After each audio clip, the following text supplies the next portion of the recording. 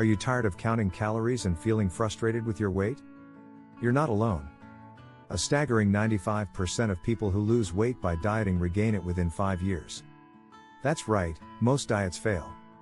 So, why do we keep turning to calorie counting as a solution? The truth is, counting calories can actually do more harm than good. It oversimplifies weight loss and ignores how our bodies really work. Did you know that focusing only on calories can lead to stress, anxiety, and even disordered eating? Studies show that obsessing over numbers can turn food into an enemy instead of a source of joy and nourishment. In this video, we'll dive deep into the reasons why counting calories doesn't work and explore smarter, more effective strategies for achieving a healthy lifestyle. We'll uncover the hidden pitfalls of calorie counting, the importance of food quality, the role of hormones, and the power of intuitive eating. Get ready to break free from the cycle of counting and embrace a healthier, happier relationship with food. You won't want to miss this journey towards understanding your body better and making choices that truly support your well-being. Chapter 1: The Hidden Pitfalls of Calorie Counting. We've all heard it. Calories in, calories out is the key to weight loss. But is it really that simple? The truth is, calorie counting often overlooks the full picture of what's going on in your body. You might stick to a set number of calories per day, but it doesn't always guarantee success. In fact, studies show that 80% of people who lose weight through calorie restriction regain it within 5 years. Why is that? One reason is that calorie counting ignores the nutritional value of food. Not all calories are equal. A 200-calorie donut and a 200-calorie salad do very different things inside your body. The salad is full of vitamins, fiber, and healthy fats that nourish you, while the donut is mostly sugar and fat that spikes your blood sugar, only to leave you feeling hungry again soon after. One shocking study by the American Journal of Clinical Nutrition found that participants who ate ultra-processed foods consumed about 500 extra calories a day, without even realizing it. This shows how focusing only on calorie numbers leads people to choose foods that aren't filling or nourishing. Another pitfall of calorie counting is that it encourages restrictive eating habits, which can cause stress and anxiety. According to a report in Psychology Today, tracking every calorie can turn into an unhealthy obsession, making you feel guilty when you eat a little more than you planned. So, the real problem is that calorie counting oversimplifies a very complex system. Food isn't just energy, it's information for your body. Focusing solely on calories ignores the other important factors, like the hormonal and metabolic responses that different foods trigger. Chapter 2: Calories are not created equal. The quality trap. Imagine eating 1,500 calories of fast food versus 1,500 calories of whole, nutrient-dense foods like veggies, lean protein, and healthy fats. The numbers might be the same, but how your body responds is totally different. This is what we call the quality trap. It's a mistake to believe that all calories have the same effect on your body. Research published in The Lancet found that diets high in ultra-processed foods are linked to higher risks of heart disease, cancer, and early death, even if the calorie count isn't that high. It turns out that processed foods not only add empty calories but also disrupt your body's hunger and satiety signals, making you eat more. Dr. Robert Lustig, author of Fat Chance, says, "It's not just the calories that count, but what those calories do to your hormones and how they affect your metabolism." This means you could eat fewer calories but still gain weight if you're not paying attention to the quality of those calories. Whole foods are rich in nutrients that help regulate your metabolism. For instance, the fiber in whole grains and vegetables slows down digestion, keeping you full longer and stabilizing your blood sugar. On the other hand, processed foods often contain refined carbs and unhealthy fats that get quickly absorbed, causing blood sugar spikes and crashes. This can lead to overeating because your body doesn't feel satisfied. So, when thinking about what to eat, shift your focus from calorie count to the quality of the food. This strategy will make you feel more energized, less hungry, and more in control of your health. Chapter 3: Metabolism Mysteries. One size doesn't fit all. Here's something most people don't realize: metabolism isn't the same for everyone. In fact, it can vary dramatically between individuals. This is why the calories in, calories out approach can be frustratingly inconsistent. Your metabolism is like your body's engine, and some people naturally have faster engines than others.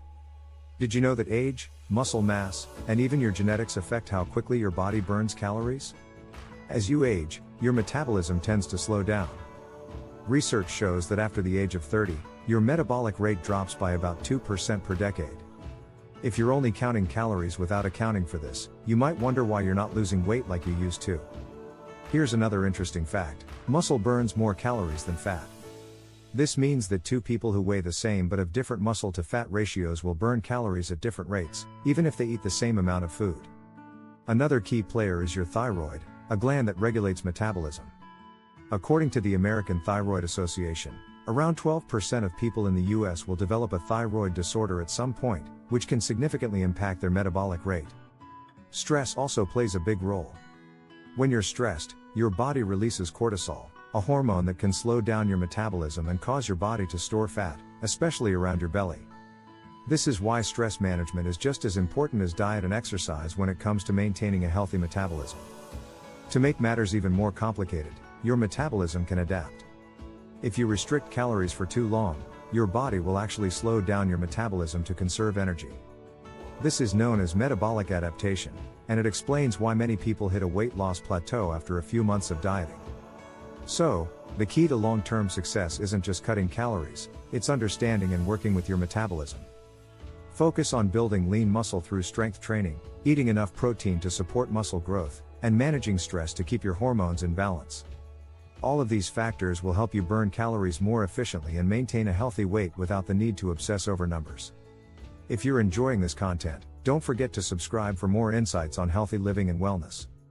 Chapter 4, The Hormone Factor. Calories aren't the only player. Most people focus so much on calories that they forget something even more important: hormones. Hormones are the body's chemical messengers, and they play a huge role in how we store fat, build muscle, and manage energy. When your hormones are out of balance, no amount of calorie counting will help. Take insulin, for example. This hormone regulates blood sugar and helps store fat. When you eat a diet high in refined carbs and sugar, your insulin levels spike, which encourages your body to store more fat. Over time, this can lead to insulin resistance, a condition where your cells stop responding to insulin properly. Dr. Jason Fung, author of The Obesity Code, explains that insulin is the key hormone that drives obesity.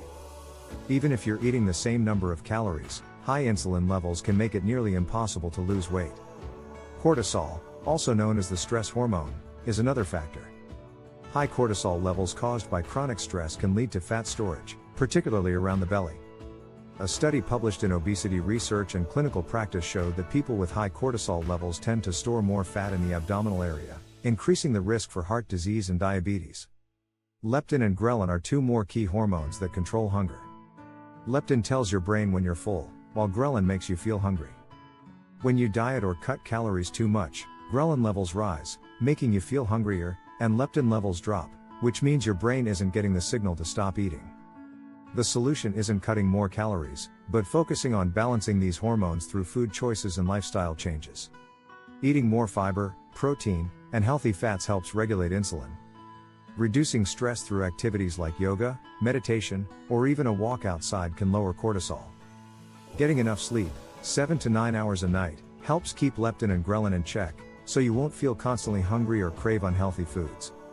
Chapter 5, Mind over Matter. The psychological trap of counting. Calorie counting may seem like a smart strategy, but for many, it can lead to an unhealthy relationship with food.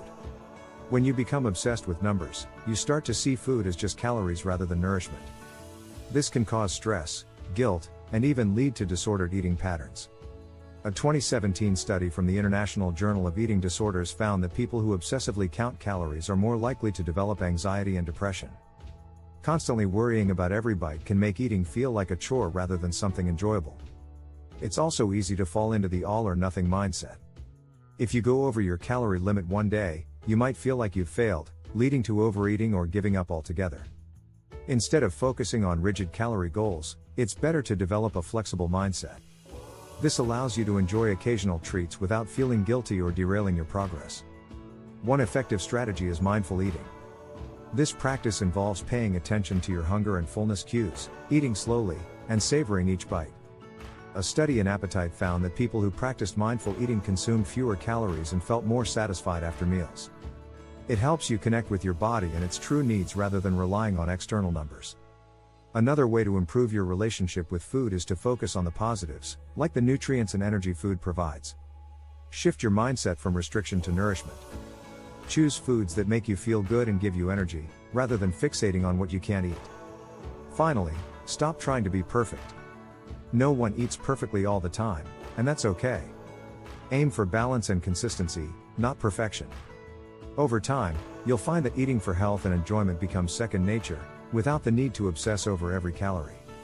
If you found these insights helpful, please subscribe for more tips on living a healthy, balanced life.